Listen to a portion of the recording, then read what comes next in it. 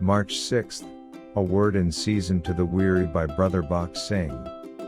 That the trial of your faith, being much more precious than of gold that perisheth, though it be tried with fire, might be found unto praise and honor and glory at the appearing of Jesus Christ. 1 Peter chapter 1 verse 7. Threads of gold were woven into the ephod. First of all, the gold had to be melted and taken through the refining fire 7 times. The fire beneath the gold would melt it, and fire above the gold would remove the dross from it.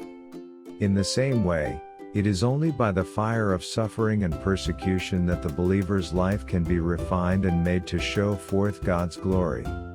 So do not be surprised if you are despised, hated and persecuted by the world.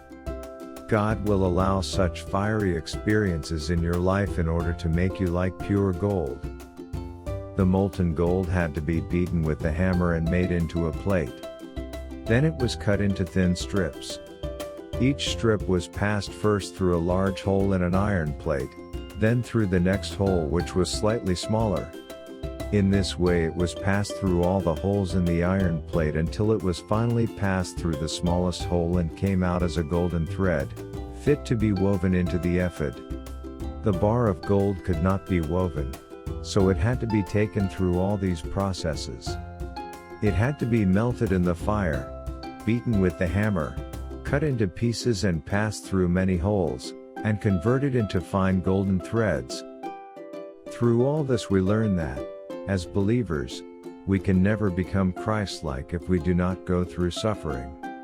Those who have had no experience of hardships and difficulties will remain hard-hearted and unsympathetic.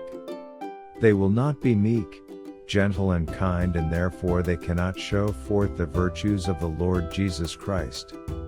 After they have gone through suffering, they will become gentle and meek.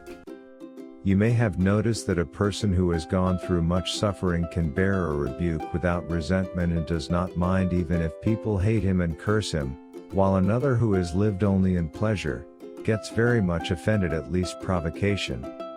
Therefore, to make us kind, gentle and sympathetic like Christ, God takes us through the refining fires of affliction and trials.